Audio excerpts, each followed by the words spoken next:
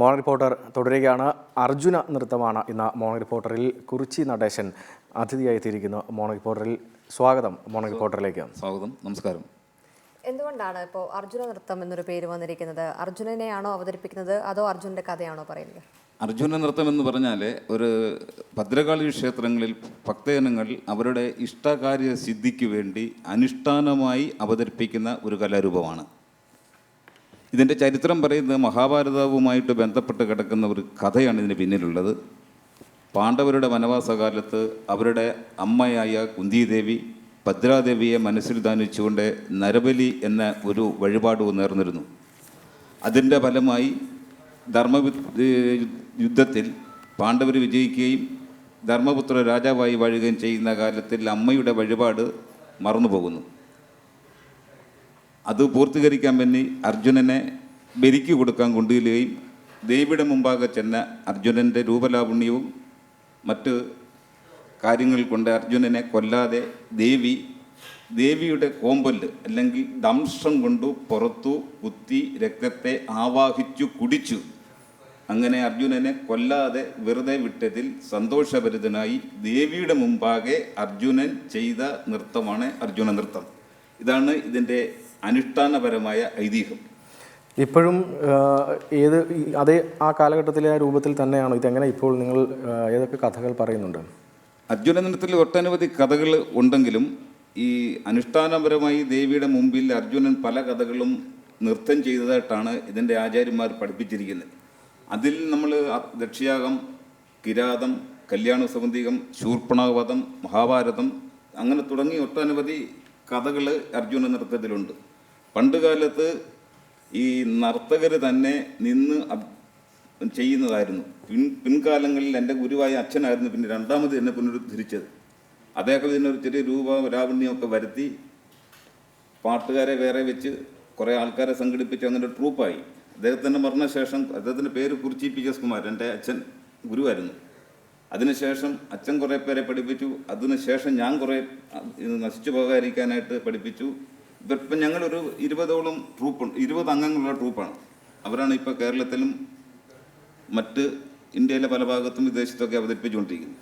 എനിക്ക് തോന്നുന്നു ഇതിനെക്കുറിച്ച് കൂടുതലായും കേൾക്കുക അല്ലെങ്കിൽ ഇത് അവതരിപ്പിക്കപ്പെടുന്നുവെന്ന് കേട്ടിട്ടുള്ളത് തെക്കൻ കേരളത്തിലാണ്. തെക്കൻ കേരളത്തിൻ്റെ ഒരു കലാരൂപം എന്ന നിലയ്ക്കാണോ ഇത്? തീർച്ചയായിട്ടും അത് കോട്ടയം, ആലപ്പുഴ ജില്ലകളിലെ ദേവീ ക്ഷേത്രങ്ങളിലാണ് അനുഷ്ഠാനപരമായി ഈ കലാരൂപം പണ്ടുകാലം മുതൽ നടത്തിക്കൊണ്ടിരുന്നത്. ഇപ്പോഴും അത് നടക്കുന്നുണ്ട് അനുഷ്ഠാനപരമായി. ഭക്തജനങ്ങളുടെ വിശ്വാസം ഇപ്പോഴും അത് തന്നെയാണ് നിൽക്കുന്നത്. ഇത് ദംഷ്ട്രമെന്ന് നമ്മൾ സൂചിപ്പിച്ചതാണ് ഇതിൻ്റെ ഐതിഹ്യം പറയുന്നത്. ദേവിയുടെ കോമ്പല് കൊണ്ട് പുറത്ത് കുത്തുന്നതിന് പകരം ചൂണ്ട കുത്തുക എന്നൊരു ചടങ്ങുണ്ട്, ഇപ്പോഴും ഉണ്ടത് ദേവീ ക്ഷേത്രങ്ങളിൽ. അത് ഭദ്രകാളിയുടെ കോമ്പല് കുത്തി എന്നുള്ള സങ്കല്പത്തിലാണ് ചെയ്യുന്നത്. അതുകൊണ്ട് ഇന്നും ഈ മധ്യ തിരുവിതാംകൂറിൽ ഇത് നടക്കുന്നുണ്ട്. അനുഷ്ഠാനപരമായി ഏതാനും ക്ഷേത്രങ്ങളിൽ മാത്രമേ ഇപ്പോൾ ഉള്ളൂ. പണ്ട് കാലങ്ങളിൽ, അതായത് വർഷങ്ങൾക്ക് മുമ്പ് എല്ലാ ക്ഷേത്രങ്ങളിലും കോട്ടയം ജില്ലയിലൊക്കെ എല്ലാ ദേവീ ക്ഷേത്രങ്ങളിലും ഉണ്ടായിരുന്നതിലും ആൾക്കാർ പിന്നീട് ഇതിൻ്റെ കലാകാരന്മാർ രംഗത്ത് നിന്ന് പിരിഞ്ഞു പോകാൻ തുടങ്ങി. അങ്ങനെയാണ് ഇത് നശിച്ചു പോകാൻ ഇടവന്നത്. പിന്നീട് അച്ഛനാണ് ഇത് വീണ്ടും പുനരുദ്ധരിച്ച് ഈ ഇവരിലാക്കിയത്. കഥകളിയോട് വളരെ സാമ്യമുള്ള വേഷവിധാനമാണ്. തുള്ളലും കഥകളിയുടെ കഥകളിക്ക് ചുട്ടിയുണ്ട്, നമുക്ക് ചുട്ടിയില്ല. പിന്നെ കിരീടം അതാണ്. പിന്നെ മറ്റു ഈ ഉടയാടകളൊക്കെ അതേ രീതിയിലാണ്. മൈപ്പീലി ഉടുത്തുകെട്ടുണ്ട്, ഞൂറി അവർക്ക് വെള്ളയാണ്. അങ്ങനെ പല വ്യത്യാസങ്ങൾ ഇതിൽ കാണുന്നുണ്ട്. അത് ഓട്ടംതുള്ളലിൻ്റെ കിരീടമാണ് ഇത് നേരത്തെ. പക്ഷേ അതിനൊക്കെ മുമ്പേ ഇതുണ്ടായിരുന്നതാണ് സങ്കല്പത്തിൽ പറയുന്നത്. ഈ ഒരു രൂപത്തിലെത്തിയിട്ട് എത്ര വർഷമായിട്ടുണ്ടാവും? ഇത് ഈ കാണുന്ന രൂപത്തിൽ ഇതിൻ്റെ വേഷവിധാനം എത്തിയിട്ട് എത്ര വർഷമായിട്ടുണ്ടാവും? പഠിച്ചെടുക്കണം. 5 വർഷമാണ് ഇതിൻ്റെ അഭ്യാസം. നമ്മളിപ്പം അതിനാദ്യം നമ്മൾ പഠിപ്പിക്കുന്നത് ഈ ഗണപതി താളമാണ്. അതിനുശേഷം ഗണപതി വന്ദനയുണ്ട്. ഇതിൽ ഒരുപാട് വായ്ത്താരികളുണ്ട്. അതാണ് ഇതിൻ്റെ ഏറ്റവും അട്രാക്ഷനുള്ള കലാരൂപം. പിന്നെ ഇതിൻ്റെ താളങ്ങൾ വളരെ പ്രാധാന്യമാണ്. അങ്ങനെയാണ് ഇതിനെ ഈ മഹാന്മാരെല്ലാവരും ഇതിനെ ഇത്ര കണ്ടു ഉയർത്തിയത്. പക്ഷെ എന്നിരുന്നാലും ഈ അംഗങ്ങൾ കുറവാണ് ഇതിനകത്ത്, കലാകാരന്മാർ. അവർ ഇതൊരു ജീവിത ഉപാധിയായി കൊണ്ടു നടക്കാൻ പറ്റത്തില്ലാത്ത ഒരു സാഹചര്യം വന്നതിന് ശേഷമാണ് ഇതെല്ലാം എല്ലാവരും പിരിഞ്ഞു പോയത്. ഇപ്പം പിന്നെ അങ്ങനെ സ്ഥിതി മാറിക്കണ്ണു. ഇപ്പോൾ കുറേ കുട്ടികളൊക്കെ വരുന്നുണ്ട്, അവർക്കൊരു ജീവിത ഉപാധിയായിട്ട് എടുക്കാൻ വേണമെങ്കിൽ. പക്ഷേ ഗവൺമെൻറ് കുറച്ചുകൂടെ ആത്മാർത്ഥമായി ഇതുപോലെ കലകളെ കണ്ടെത്തി പ്രോത്സാഹിപ്പിക്കണം. നമ്മുടെ അക്കാദമികളൊക്കെ ഉണ്ടല്ലോ, അവരൊക്കെ ഏതെങ്കിലും നിലയ്ക്ക് ഈ കല അന്യം നിന്ന് പോകാതിരിക്കാനുള്ള നടപടികൾ സ്വീകരിക്കുന്നുണ്ടോ? ഫോക്ലോർ അക്കാദമിയാണ് ഇതിന് ഏറ്റവും കൂടുതൽ കാര്യങ്ങൾ ചെയ്യേണ്ടതെങ്കിലും അവർ ഇതുപോലുള്ള കലകൾക്ക് ഒരു പരിമിതിക്കപ്പുറമായിട്ട് സഹായിക്കുന്നില്ല. അങ്ങനെ ഒരു ഇതിനുണ്ടാകുന്നുണ്ട്. അതുകൊണ്ടാണ് ഇത് മുരടിച്ചു പോകാനുള്ള കാരണം. അവർ കുറച്ചുകൂടി ആത്മാർത്ഥമായി ഈ രംഗത്ത് ഇതുപോലുള്ള കലാരംഗത്ത് നിൽക്കുന്ന കലാകാരന്മാരെ പ്രോത്സാഹിപ്പിക്കുവാണെങ്കിൽ ഒരുപക്ഷെ ഇത് വീണ്ടും വരും വർഷങ്ങളിൽ നഷ്ടപ്പെട്ടു പോകാതെ നിലനിൽക്കാൻ സാധിക്കും. വരും തലമുറ ഇതിനകത്ത് വരാതിരിക്കാനുള്ള കാരണം ജീവിത ഉപാധിയല്ല, ഇതുകൊണ്ട് ജീവിക്കാൻ പറ്റത്തില്ലാത്ത സാഹചര്യമാണ്, വേദികളില്ല. ഇതിന് വേറൊരു ഉദാഹരണമുണ്ട്. കഴിഞ്ഞ സർക്കാരിൻ്റെ കാലത്ത് ഉത്സവം എന്നൊരു പരിപാടി സർക്കാർ സംഘടിപ്പിച്ചിരുന്നു. അതായത് ഒക്ടോബർ മുതൽ പിറ്റേ വർഷം മാർച്ച് 31 വരെ 6 മാസം നീണ്ടു നിൽക്കുന്ന പരിപാടിയായിരുന്നു. അത് കേരളത്തിലെ ഇതുപോലെ അനുഷ്ഠാന കലകൾ, നാടൻ കലകൾ, അങ്ങനെയുള്ള കലകളെയെല്ലാം കേരളത്തിൻ്റെ 14 ജില്ലകളിലായി 40 പരം വേദികളിൽ അവതരിപ്പിച്ചിരുന്നു. അപ്പോൾ ഒരു കലാകാരന് എങ്ങനെ 20 സ്റ്റേജെങ്കിലും കിട്ടുമായിരുന്നു.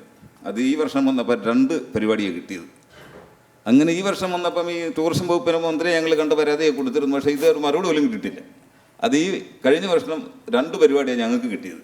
20 പരിപാടി കിട്ടിക്കൊണ്ടിരുന്ന സ്ഥാനത്ത് പിന്നെ എങ്ങനെ നമ്മളൊക്കെ രക്ഷപ്പെട്ടും ഈ നിൽക്കും. അപ്പോൾ ഇതൊക്കെ ഗവൺമെൻറ് കണ്ടുകൊണ്ട് നമ്മളിപ്പോൾ ഒരു ചാനലിൽ നിന്ന് ഇത് പറയുമ്പം ഈ റിപ്പോർട്ടർ ചാനലിൽ നിന്ന് പറയുമ്പോൾ അവർ കേൾക്കണത്.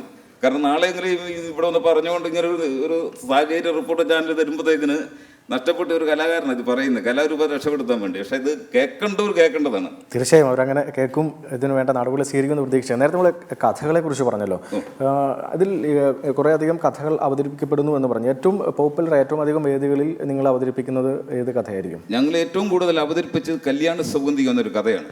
അതിനകത്ത് നല്ല പദങ്ങളുണ്ട്, അതിനകത്തൊരു വായ്ത്താരിയുണ്ട്.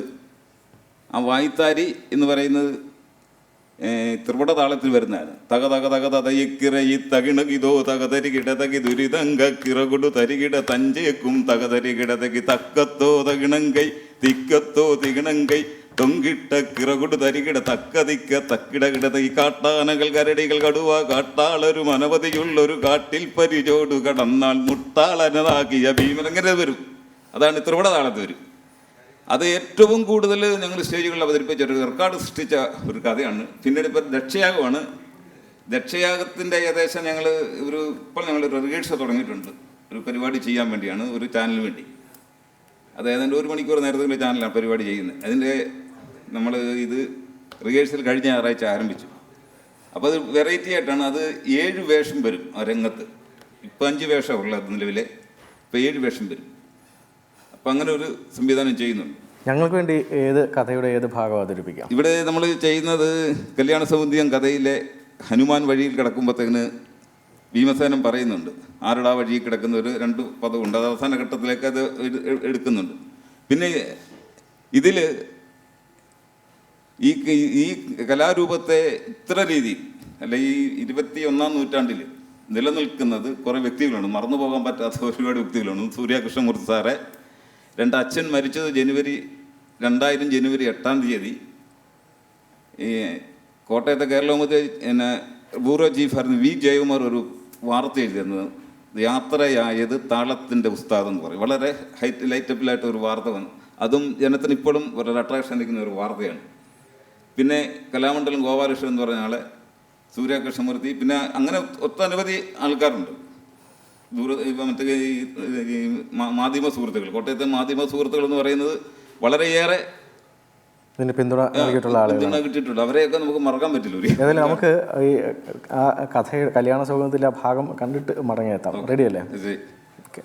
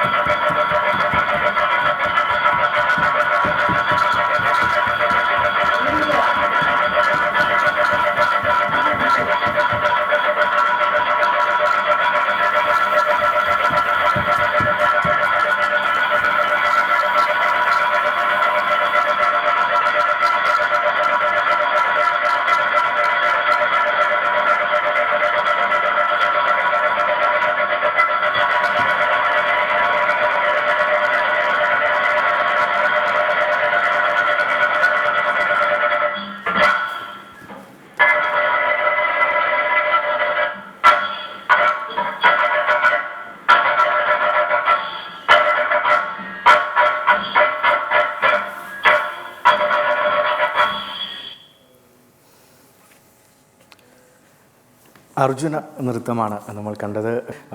കലാരൂപം അവതരിപ്പിച്ച കുറിച്ചി നടേശൻ നമ്മോടൊപ്പം തുടരുകയാണ്. ഇപ്പോൾ നമ്മൾ റെക്കോർഡ് ചെയ്താണ് പാട്ട് കേട്ടത്. പക്ഷേ എന്തൊക്കെ വാദ്യ അകമ്പടിയോടെയാണ് ശരിക്കും ഒരു പെർഫോമൻസ് നടത്തുന്നത്? പണ്ട് കാലത്ത് മദ്ദളം, ചെണ്ട, കൈമണി, ഇലത്താളം, കൊമ്പ് തുടങ്ങിയ വാദ്യങ്ങളെല്ലാം ഉണ്ടായിരുന്നു. പിൽക്കാലത്ത് അത് സാമ്പത്തികമായി ഒരുപാട് ബാധ്യതകൾ വരുത്തുക ഉള്ളതുകൊണ്ട് അത് ചെണ്ടയിൽ മാത്രം ഒതുങ്ങി. ഇപ്പം ചെണ്ടയും ഇപ്പം നമ്മളിവിടെ അവതരിപ്പിച്ചെന്ന് പറഞ്ഞാൽ 2 ചെണ്ടയും ഒരു വലന്തലയാണ്. കൈമണി പാട്ടുകാരൻ തന്നെ പിടിക്കും. അങ്ങനെ ഇപ്പം നമ്മൾ അവതരിപ്പിച്ച് കണ്ടത്. പാട്ടുകാരത്ര പാട്ട് 2 പേര് വേറെ പാടാനുണ്ടാവും. നൃത്തം തന്നെ പാടി അവതരിപ്പിക്കുക അതുപോലെ ചെയ്യാൻ പറ്റില്ല. ഭയങ്കര അധ്വാനമുള്ളതില്ല. ശരിക്കും അത് ഒരു കഥ പറയുമ്പോൾ പലപ്പോഴും സമയപരിമിതി കാരണം ചുരുക്കാറുണ്ട്. ഒരു കഥ പറയാൻ ഏകദേശം എത്ര സമയമെടുക്കും? ശരിക്കും ഒരു കല്യാണ സൗകര്യ കഥ മുഴുവൻ പറയണമെങ്കിൽ എത്ര സമയം എടുക്കും? അത് നമുക്ക് 2-3 മണിക്കൂർ ചെയ്യാം. അപ്പോൾ ഇത് ആസ്വദിക്കുന്ന സദസ്സിനെ ഉദ്ദേശിച്ചായിരിക്കണം. നമ്മളിപ്പോൾ ഇത് പഴയ ഒരു കലാരൂപം, അതിലെ കല്യാണ സന്ധികം എന്ന കഥയെ നൃത്തരൂപത്തിൽ സ്റ്റേജിൽ അവതരിപ്പിക്കുമ്പോൾ 2 മണിക്കൂറൊക്കെ ചെയ്യുമെന്ന് പറഞ്ഞാൽ അത് ആസ്വാദനമുള്ള ജനത്തിന് മുമ്പിൽ ചെയ്യാൻ പറ്റുള്ളൂ. ക്ഷണിക്കപ്പെട്ട സദസ്സൊക്കെ ആണെങ്കിൽ നമുക്ക് ചെയ്യാൻ പറ്റും. അല്ലെങ്കിൽ നമ്മൾ 1-1.5 മണിക്കൂറോട് തീരും. അങ്ങനെയാണ് ഈ സംവിധാനം ചെയ്യുന്നത്. ഏതായാലും ഞങ്ങളുടെ സമയം ഇവിടെ തീരുകയാണ്. മോണോ റിപ്പോർട്ടറിൽ അതിഥിയായി എത്തിയതിന്, ഈ വിശേഷങ്ങൾ പങ്കുവച്ചതിനും അർജുന നൃത്തം അവതരിപ്പിച്ചതിനും വളരെ നന്ദി. റിപ്പോർട്ടർ ചാനൽ ഇങ്ങനെ ഒരു അവസരം തന്നതിനും ഇതുപോലെ തന്നെ ഈ കഥ ഇവിടെ അവതരിപ്പിക്കാനും അവസരം തന്നതിൽ റിപ്പോർട്ടർ ചാനലിനോടും ഇതിൻ്റെ പ്രവർത്തകരോടും ഹൃദയംഗമായ നന്ദി ഈ നൃത്തകലാരൂപത്തിന് വേണ്ടി അർപ്പിക്കുന്നു. വളരെ നന്ദി. എല്ലാ ആശംസകളും നേരുന്നു. മോണോ റിപ്പോർട്ടറിൽ ഇനി ഒരു ഇടവേള.